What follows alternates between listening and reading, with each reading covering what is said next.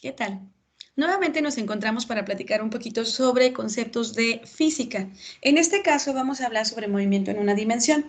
Vamos a basarnos en lo que han estudiado previamente en semanas anteriores, donde han visto el movimiento rectilíneo uniforme con sus características, el movimiento rectilíneo uniformemente acelerado y en general el análisis de los gráficos basados en esos conceptos. Ok, ¿qué debemos recordar? El movimiento rectilíneo uniforme era un movimiento con velocidad constante. Es decir, que era el avance de un objeto o el retroceso de un objeto, pero cuando la posición variaba en intervalos iguales, en tiempos iguales. Ok, cuando teníamos el movimiento rectilíneo uniforme, sabíamos que la velocidad era constante y la aceleración era nula.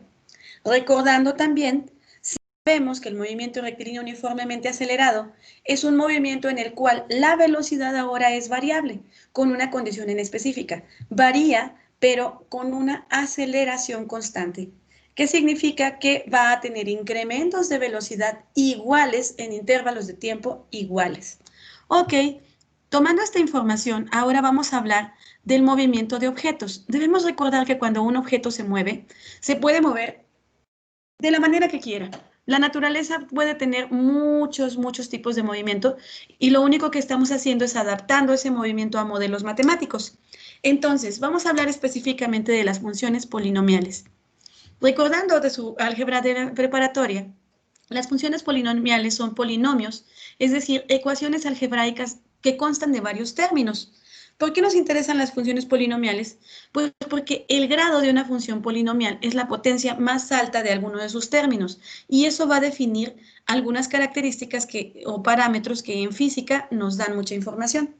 Ok, tenemos tres tipos de funciones polinomiales. Tenemos las funciones lineales, las funciones cuadráticas y las funciones cúbicas.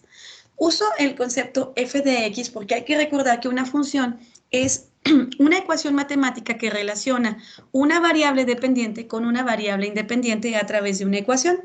La variable independiente puede tomar los datos que nosotros deseamos, pero la dependiente va a tomar el dato dependiendo de cómo está la ecuación que nosotros planteamos. En una función lineal sigue las características de la ecuación de la recta. Si recordamos, la ecuación de la recta es y igual a mx más b. Entonces, f de x va a ser algo que varíe con una pendiente, o sea, la inclinación, por x, que es la variable independiente, más b, donde b es la intersección con el eje vertical, con la ordenada al origen. Entonces, esto es lo que veríamos en una función lineal. Veríamos también que la variable independiente no está elevado a una potencia, o mejor dicho, está elevado a una potencia 1, nada más que el 1 no es observable aquí. ¿Qué significa? Pues que vamos a tener objetos que únicamente van a tener incrementos iguales con respecto a la variable independiente.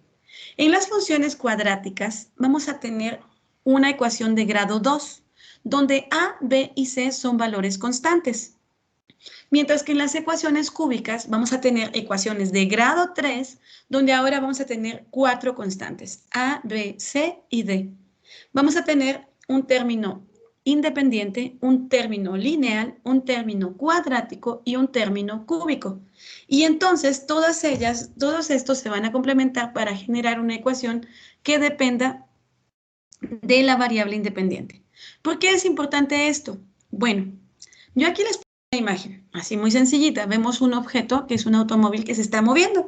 Y si se dan cuenta, la carretera va en línea recta. Así es, a simple vista lo podremos ver.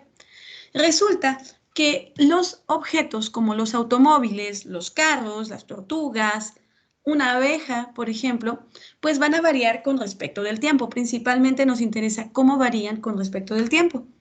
Y entonces nosotros esta ecuación lineal que habíamos planteado originalmente, ahora pueden representarnos el movimiento de un objeto en línea recta. Nos daríamos cuenta que esta B es la intersección con el eje. Si vemos aquí un planteamiento de una ecuación, veríamos esto, veríamos esto, veríamos que esto es la posición y esto es el tiempo.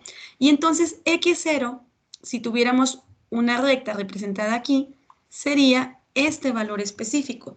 Y como estamos hablando de tiempos, esto no es otra cosa que el tiempo inicial. En el tiempo inicial vamos a observar nosotros entonces la posición inicial de un objeto. Esto entonces significa que gráficamente y a través de una ecuación podemos conocer la posición inicial de un objeto. Cuando tenemos una función lineal, m nos representa una inclinación. ¿Qué nos está diciendo eso entonces? Nos está diciendo la dirección hacia la que se mueve un objeto. Si un objeto tiene una pendiente positiva, pues estamos hablando de un objeto que avanza. Mientras que si un objeto tiene una pendiente negativa, estamos hablando de un objeto que retrocede. Entonces, este sería el significado físico de tener una pendiente.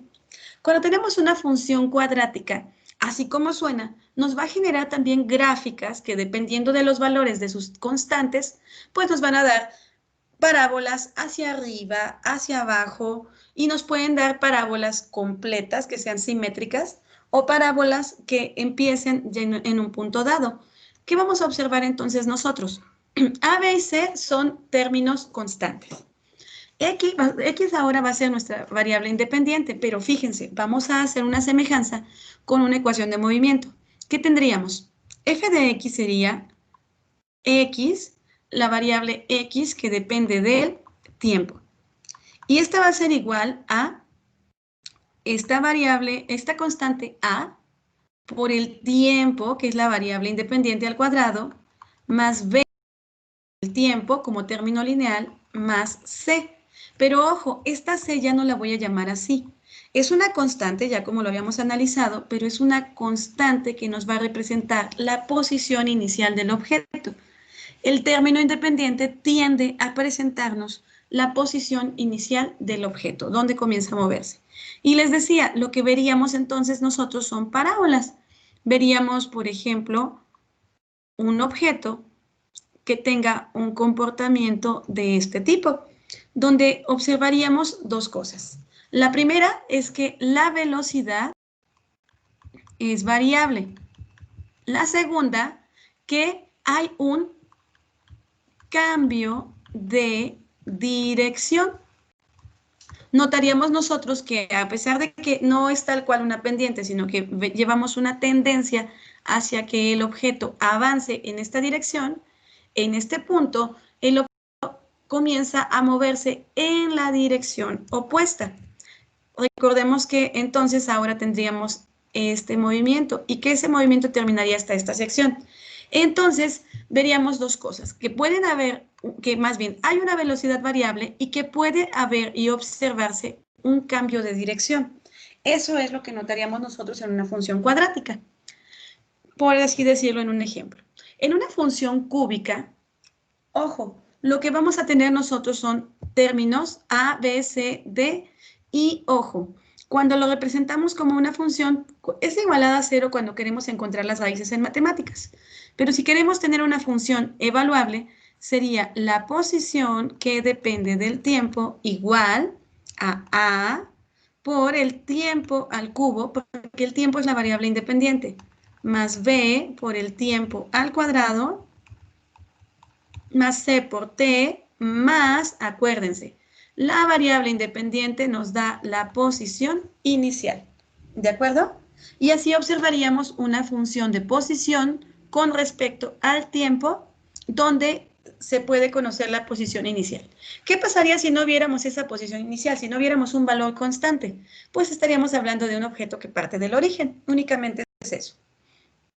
Ojo, las funciones cúbicas, pues bueno, no son tampoco tan diferentes a la función cuadrática, pero lo que es probable que podamos encontrar, ¿de qué va a depender? Pues va a depender del intervalo en el que hagamos la medición, pues lo que vamos a observar son objetos que pueden llegar a tener ahora dos cambios de dirección.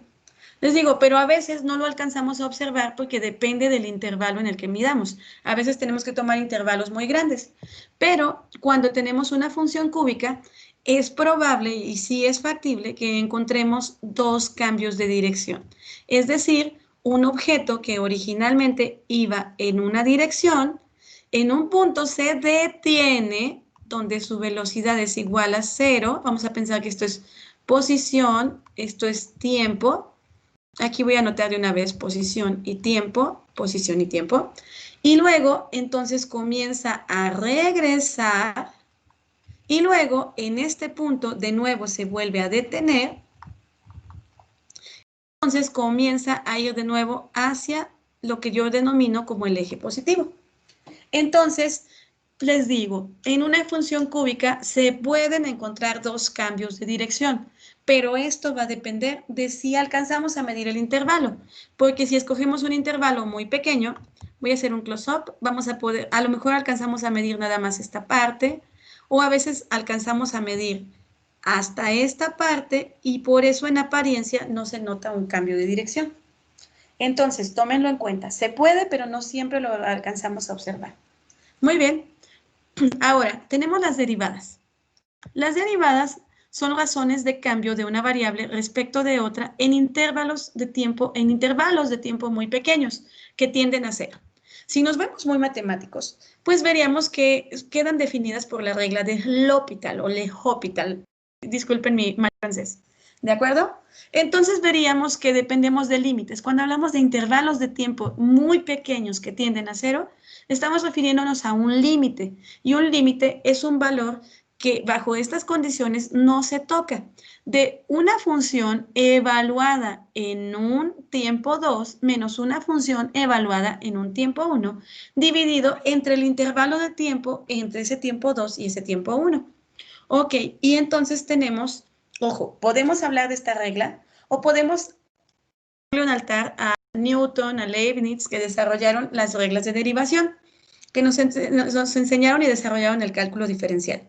Para funciones polinomiales vamos a trabajar únicamente con 3 funciones. Hay muchísimo más que ver en el capítulo 8 del libro de Hugo Alarcón y Genaro Zavala. Encuentran un breve y muy adecuado resumen sobre este concepto, pero veremos que vamos a trabajar para funciones polinomiales con 3 tipos de funciones.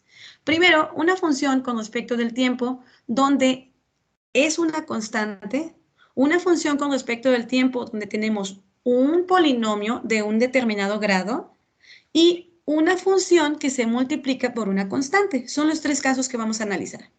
En el primer caso vamos a tener que la derivada de una constante, ojo, siempre que veas una constante, la derivada de una constante con respecto del tiempo va a ser igual a 0. ¿De acuerdo? O sea, que por ejemplo, la derivada de 5 respecto del tiempo va a ser igual a 0. La derivada de 25 con respecto del tiempo, ¿qué creen? Va a ser igual a 0. La derivada de c dicha como una constante vale 0, siempre va a valer 0. Ahora, tenemos la derivada de este polinomio, de un término elevado a una potencia. Resulta que siempre que veas un término elevado a una potencia, pues va a ser la derivada, la potencia se vuelve un coeficiente que multiplica el término t por la potencia menos 1. Por ejemplo, si yo quisiera derivar derivada de t cúbica con respecto del tiempo, pues va a ser igual a n vale 3 y t por 3 menos 1, que sería t cuadrada. Así de sencillo, ahí murió el problema. Cuando yo tengo una derivada de una constante multiplicada por una función, lo que estoy diciendo es que voy a multiplicar esa constante por la derivada de la función y pues hay que saber la regla de derivación respectiva. ¿De acuerdo? Por ejemplo, si yo tengo 4t cuadrada y lo quiero derivar con respecto del tiempo, ¿qué creen? 4 es una constante. Y luego lo voy a multiplicar por la derivada. Yo sé que 2 es el valor de n, así que por 2, por t a la 2 menos 1, por t a la 1. Y esto me va a dar igual a 4 por 2, 8t. Sencillo, ¿sí o no? Bueno, pues esto es lo que necesitamos, o sea, hay muchísimo más teoría que trabajar sobre derivadas, pero al menos para el propósito que tenemos ahora sobre el trabajo de movimiento, pues es lo mínimo que necesitamos. Ahora, ¿para qué nos sirve todo este rollo? Bueno, a veces tenemos ecuaciones que describen movimientos de objetos como este automóvil. No hay que perderlo de vista. Me voy a llevar este carrito, ¿por qué no? Y vamos a tener un ejemplo. ¿Por qué se los pongo aquí? Porque no hay que olvidar el objetivo, no hay que olvidar de lo que estamos hablando. Y si no me dicen, por ejemplo, aquí me dicen, una partícula realiza un movimiento unidimensional regido por la siguiente ecuación, pues yo tengo que de inmediato imaginarme, ¿qué partícula será? Un perro, un gato, un auto, pero no debo olvidar que me estoy refiriendo a un objeto que se está moviendo. Y entonces tengo esta función, x en t igual a 2.0t cuadrada menos 17t más 30. Así tal cual tengo la función. Entonces, lo primero que me dicen, ¿sabes qué? Vas a calcular la función de velocidad instantánea. Eso es lo primero con lo que me dicen que comience. Calcula una función de velocidad instantánea. Y pues nos vamos a dar cuenta que basándonos en lo que vimos previamente, rapidito lo calculamos. ¿Qué tendríamos? Lo único que requiero es esta función. Voy a calcular su derivada. Derivada de la posición con respecto del tiempo en un dt. ¿Por qué? Porque quiero ver cuánto vale. Velocidad instantánea, ¿qué creen? Es la velocidad de un objeto en un intervalo de tiempo súper, súper, súper pequeño. Tan pequeño o casi tan pequeño como cero. Por eso se puede resolver a través del concepto de derivada. Y entonces yo derivo. Me doy cuenta que tengo una constante por un polinomio, como ya habíamos visto previamente. Entonces yo voy a hacerlo así. Voy a tener esta constante que multiplica a la derivada de este polinomio, que es n2 por t a la n menos 1. 2 menos 1 es 1, o sea, a 2 por t. Menos 17 por t, ojo, y esto lo voy a anotar así tal cual, a la 1 menos 1, más la derivada de una constante. 30 es una constante, y la derivada de una constante va a valer 0.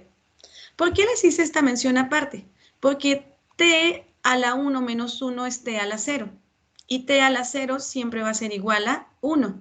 Entonces esto es el equivalente a decir 17 por 1. ¿De acuerdo?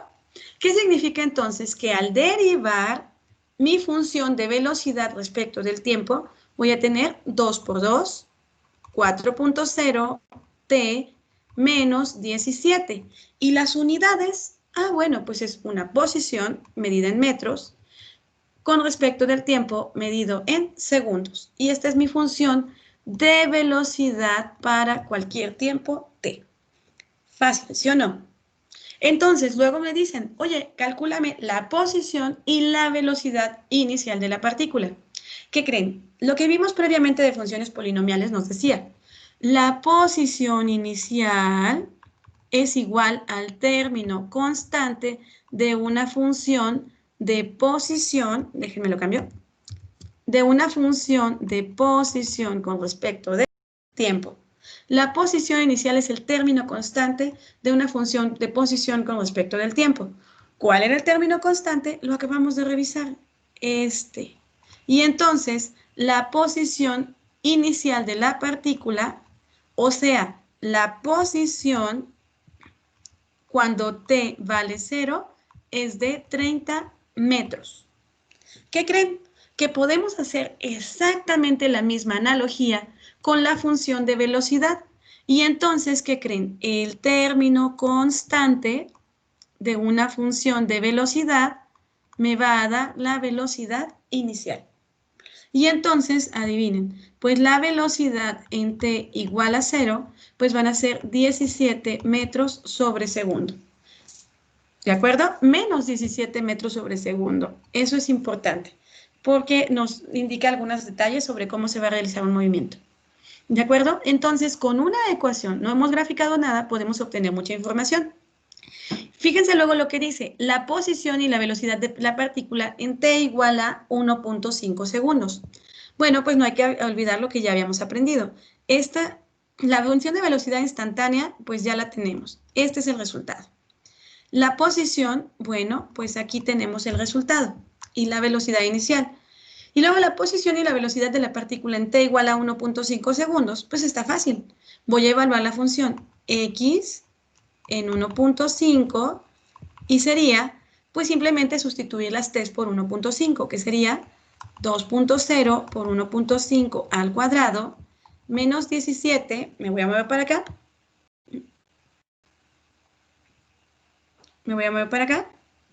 y ok, disculpen. Y entonces, más 17 por 1.5 más 30. Y esto nos va a dar, ustedes lo pueden comprobar en su casita cómodamente, 9 metros. ¿De acuerdo? Entonces,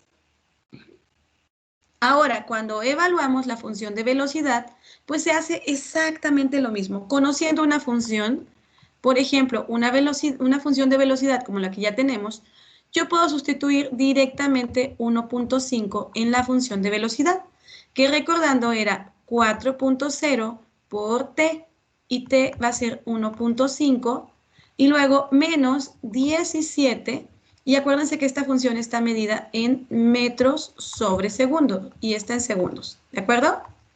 Y entonces esto me va a dar menos 11 metros sobre segundo. ¿De acuerdo?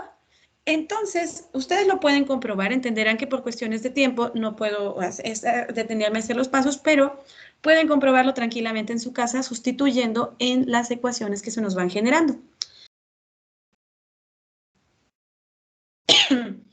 El tiempo en que la partícula está en el origen y el tiempo en que la partícula está en reposo. Ok, esto amerita un poquito más de tiempo, entonces vamos a hacer una segunda parte de este video para que ustedes puedan ver esta información. Nos quedamos entonces en el inciso C y vamos a continuar este video con el inciso D. ¿De acuerdo? Gracias.